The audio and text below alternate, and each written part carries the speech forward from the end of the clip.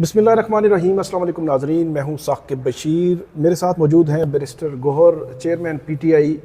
हम आइनी तरामीम के हवाले से और जो बल्ले के निशान के केस में जो नज़रसानी आज सुप्रीम कोर्ट में लगी सी उसके हवाले से पूछेंगे कि पीटीआई क्या सोच रही है। बहुत शुक्रिया सर, आपकी खुसूसी कमेटी में भी मौजूद थे। इससे हटकर आपने आइनी तरामीम के हवाले से क्या पीटीआई ने भी कोई ड्राफ्ट तैयार किया है? देखिए, हमने ड्राफ्ट कोई तैयार नहीं किया। हम तो हुकूमत से पहले दिन से ये कह रहे हैं कि जी आप पहला अपना ड्राफ्ट बना लें। आप लोगों ने कमेटी बनाई है, आप लोग ये सारा बड़े उजलत में आप लगे हुए हैं, कर रहे हैं, तो आपका ड्राफ्ट कहाँ है, किस नोयत की आप चेंजेस करना चाह रहे हैं, कितने चेंजेस कॉन्स्टिट्यूशन में करना चाह रहे हैं, और ये भी उसकी एक तफसील दे दे कि ये क्यों कर ज़रूरी है। तो आप पहले ड्राफ्ट दे दें। एज़ वी स्पीक जितनी भी मीटिंग पहले हुई हमारी, पहली मरतबा इन्होंने ब्रीफ सा बताया था। 15 सितंबर को उन्होंने हमें थोड़ा ब्रीफ बताया था, और वो भी कुछ चीज़ें इन राइटिंग नहीं दी थी। उसका कोई ड्राफ्ट नहीं दिया था। खदोखाल वैसे बताया था कि इस तरह कॉन्स्टिट्यूशनल कोर्ट होगा। जब कमेटी में बैठ गए तो वहाँ पे ड्राफ्ट शेयर नहीं वहाँ भी कोई ड्राफ्ट शेयर नहीं किया था। फिर उसके बाद असम्बली का इजलास हो नहीं सका, और आज के उसके बाद जो है आज पहली हमारी मीटिंग हुई, आज भी कोई ड्राफ्ट किसी ने नहीं दिया। पाकिस्तान पीपल्स पार्टी ने नहीं, पाकिस्तान पीपल्स पार्टी ने एक ड्राफ्ट अपना शेयर किया है। उन्होंने एक 3 पेज का ड्राफ्ट दिया कि ये वो आर्टिकल्स है जिसमें हम तरमीम करना चाह रहे थे। और पीपल्स पार्टी न सिर्फ ये कि कॉन्स्टिट्यूशनल कोर्ट चाह रही है फेडरल लेवल पे, बल्कि वो प्रोविंशियल लेवल पे भी कॉन्स्टिट्यूशनल कोर्ट चाह रही है, और हर हाई कोर्ट की जगह वहाँ एक कॉन्स्टिट्यूशनल कोर्ट होगा। आर्टिकल 199 की जो जुरिसडिक्शन हाई कोर्ट के पास है, ये वो कोर्ट एक्सरसाइज करेगी, और अपीलें अगर आएंगी तो वो कॉन्स्टिट्यूशनल कोर्ट में ही आएगी। तो इसलिए हाई कोर्ट और सुप्रीम कोर्ट एक साइड पे हो जाएंगे, और ये जो कॉन्स्टिट्यूशनल कोर्ट है ये और चले जाएंगे। हुकूमत की तरफ से जो वज़ीर कानून ने हमें एक ड्राफ्ट सा था जिसमें एक कंपैरिजन ड्रा किया था, जो लीक वर्शन है उस कॉन्स्टिट्यूशनल अमेंडमेंट का वो, और इसके साथ दूसरी तरफ भी इसका एक कंपैरिजन ड्रा किया था। और वज़ीर कानून साहब ने यही फरमाया था कि ये ड्राफ्ट इस तरह है कि इस पर वकीलों का इनपुट है, ये मेरे पास आया, मैं आपके साथ वो शेयर करता हूँ। तो इसलिए हम उसको हुकूमत का ड्राफ्ट नहीं कर सकते। हुकूमत का ड्राफ्ट तब होता जो ये कहता है कि ये constitutional amendment bill 26 constitutional amendment bill, और इसमें से ये आर्टिकल्स है, वो पूरा नहीं था। सिर्फ अदलिया रिलेटेड जो आर्टिकल्स है उस पे वकला के जो इनपुट चाहिए था उनके मुताबिक वो उन्होंने हमारे साथ शेयर किया। तो उस पर जो आईनी अदालत है उस पर बेसिक क्या इख्तलाफ किया, मतलब पीटीआई क्यों नहीं चाहती है आईनी अदालत? देखिए, पहली बात तो ये कि ये हमारे पास उनको लेके आ जाए। दूसरी, देखिए, हम एक प्रिंसिपली नहीं चाहते कि कॉन्स्टिट्यूशनल कोर्ट हो। कॉन्स्टिट्यूशनल कोर्ट इसलिए कि आप सब्जेक्ट वाइज कोर्टों को डिवाइड नहीं करते। इस वक्त सुप्रीम कोर्ट में 65,200 केसेस पेंडिंग है। आर्टिकल 184 के जो केसेस है वो सिर्फ 148 पेंडिंग है। 100 मोटर केसेस 26 है। सो टोटल 176 को क्या कहते हैं उर्दू में, 176 केसेस पेंडिंग है, जबकि 65,000 केसेस सुप्रीम कोर्ट चलाएगी, और सिर्फ 176 केसेस जो है वो कॉन्स्टिट्यूशनल कोर्ट में जाएंगे। उसके लिए आप कॉन्स्टिट्यूशनल कोर्ट बना रहे हैं, उसके लिए जजेस बना रहे हैं, उसके लिए नई बिल्डिंग बना रहे हैं, उसमें से सब कुछ आप क्रश करते हैं। दूसरी बात है कि कितने रिटों में फैसले होते हैं नीचे से। तो ये हाई कोर्ट जो ऑलरेडी कर सकती, कौन कहता है कि ये हाई कोर्ट केसेस नहीं कर सकती? ये वही वाली बात है जिस तरह जनरल ज़िया-उल हक साहब लेके आए कि जी फेडरल शरीयत कोर्ट भी चाहिए। वो फेडरल शरीयत कोर्ट का आज तक लोग कितने केसेस किए, कितने केस लोग में चले गए। एक बेंच हमारी जो है ना, हम समझते हैं इन प्रिंसिपल कि इस तरह का फेडरल कोर्ट्स जो है उस पे बेस पे, सब्जेक्ट बेस पे ये नहीं होना चाहिए, और ये मुनासिब इंडिया में भी इस किस्म की कोई है नहीं। इंडिया में अगर है तो वो इस तरह है कि कॉन्स्टिट्यूशनल बेंच ज़रूर मौजूद है। जिस तरह पाकिस्तान में एक फेडरल शरीयत कोर्ट के लिए एक एपेलेट बेंच सुप्रीम कोर्ट का मौजूद होता है जिसमें दो उलमा भी बैठते हैं।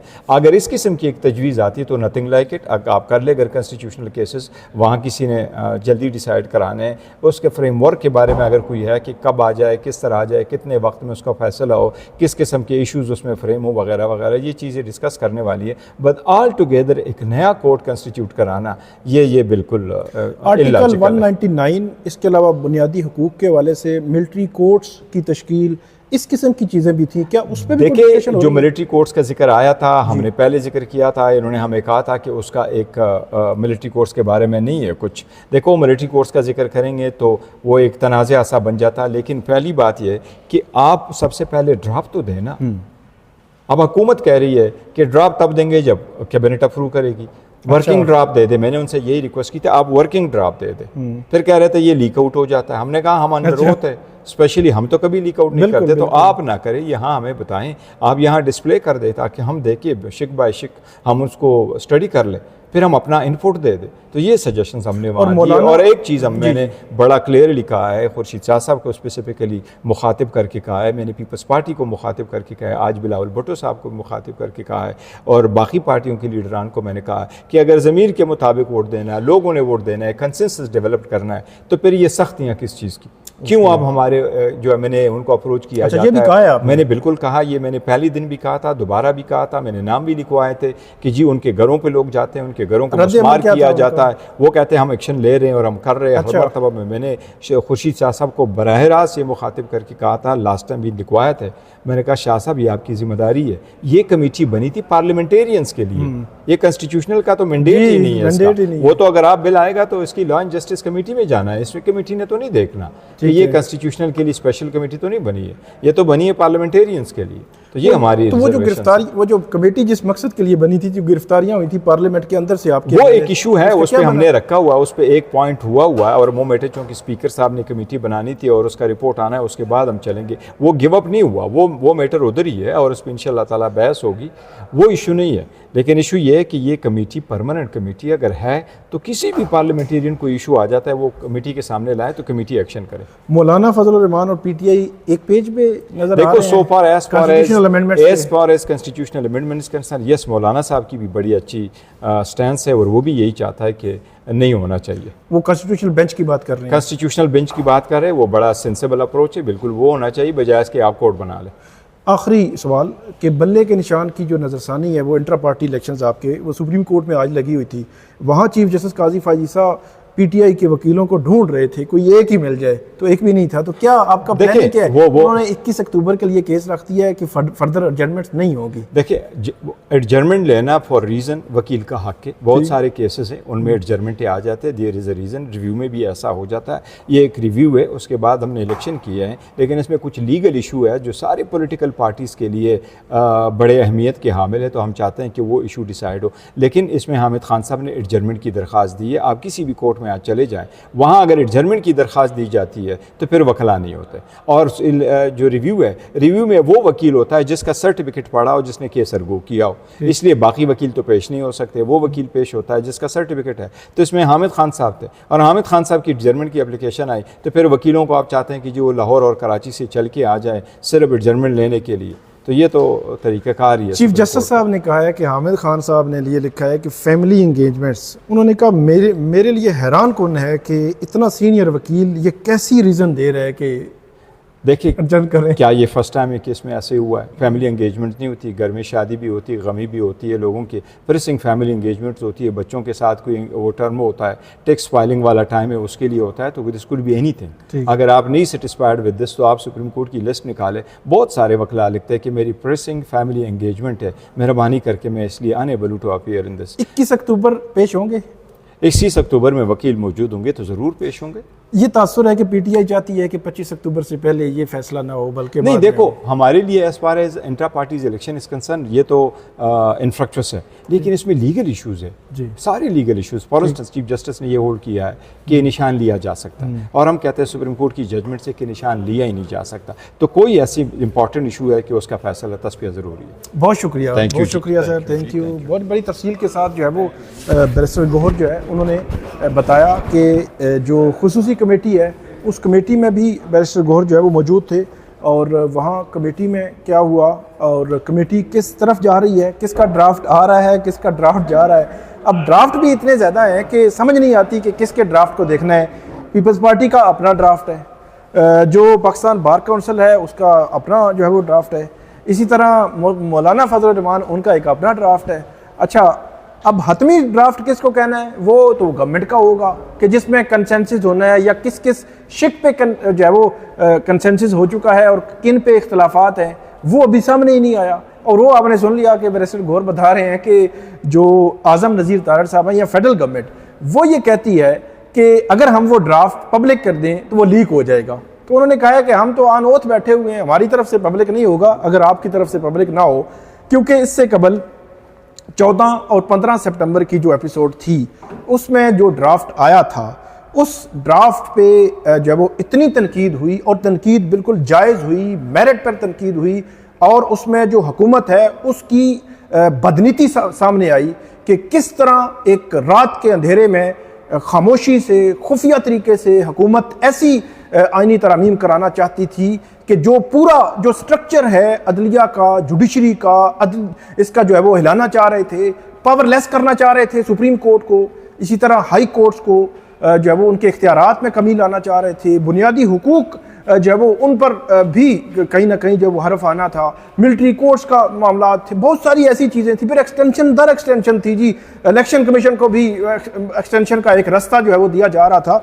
तो वो इतनी खौफनाक थी कि उस पर इतनी तनकीद हुई कि पीपल्स पार्टी हो गई, मुस्लिम लीग नून हो गई, या जितनी भी हुकूमती जो पार्टियां हैं या हुकूमती जमातें हैं, वो उसका दिफा नहीं कर पा रही थी। उसके पीछे वजह क्या थी? वो दिफा करने के काबिल ही नहीं थी। तो जब आप खुद ऐसा एक्ट करें कि जिस पे उंगलियां उठें, सवालात उठें, आप उसका दिफा ना कर सकें, तो फिर वो लीक हो जाए, तो इससे बेहतर क्या बात है कि पब्लिक अपनी ओपिनियन तो दे।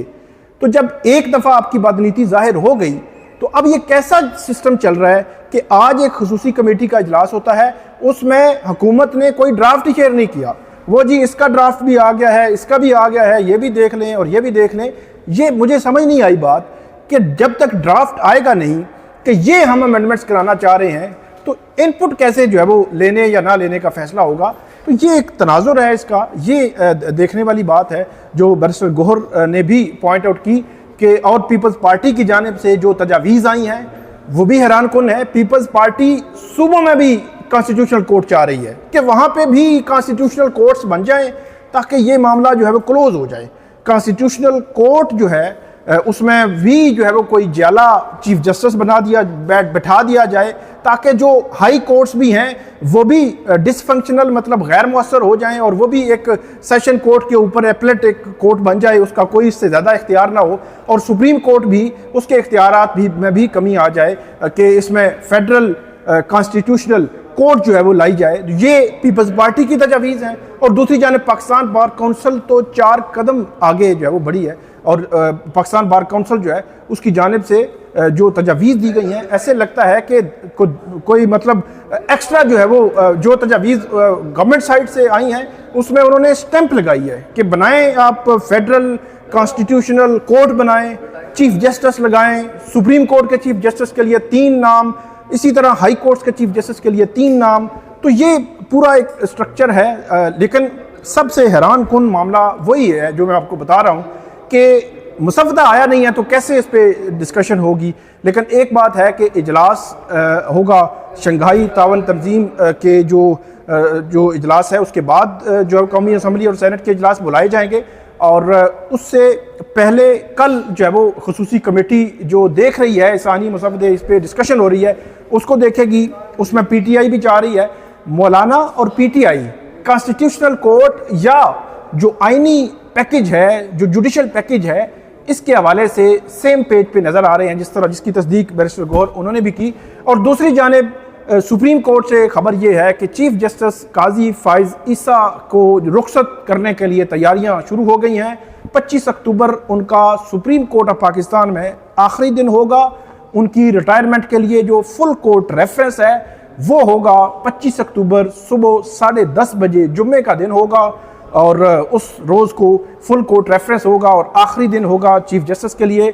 दूसरे लफ्ज़ों में चीफ जस्टिस काजी फाइज ईसा की ना तो एज बढ़ा के कोई एक्सटेंशन वाला मामला है, और ना ही जो चीफ जस्टिस काजी फाइज ईसा हैं उनको किसी फेडरल शरीयत कोर्ट में जो है लाया जा रहा है। तो ये आज की जो है वो हमारी वीडियो थी। उम्मीद है आपको पसंद आएगी। इस पर फीडबैक दीजिएगा।